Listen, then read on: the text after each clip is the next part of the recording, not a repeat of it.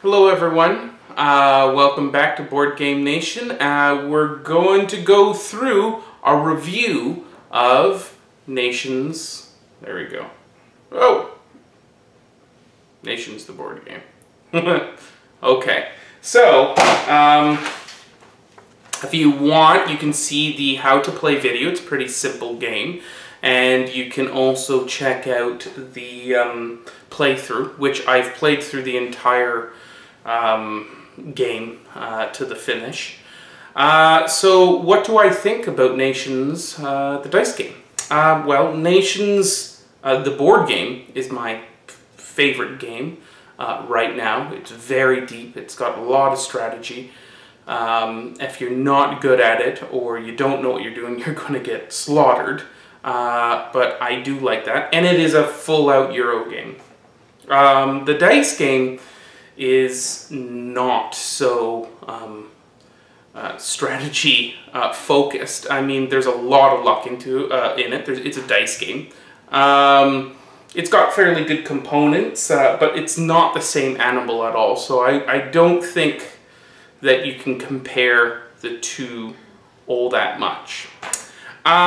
So the theme of the game, it's kind of a rolling dice game with the Nations theme on it. I mean, it's okay. I get the less of a theme than with Nations, a dice game, than Nations. But you know, it's okay. It comes out.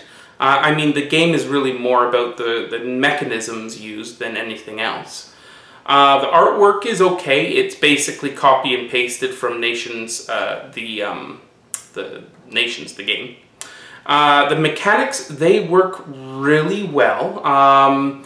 It is a dice building game where you start out with some regular white dice, you know, like these guys.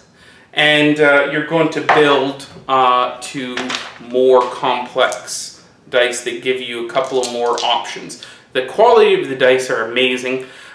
They had a big problem getting these dice in. Everybody was complaining about how long this game took to get produced. And the holdup was the dice, was these custom dice. They're really good quality. I really like them. They're great to play with, so I don't really have a big problem waiting for them. I got my copy a little early, which I was happy about, so it wasn't a big deal. The mechanisms work well. There's not much to it. You're going to buy new tiles, and those tiles are going to give you more dice or chits that you can use for the various resources that are represented on the dice.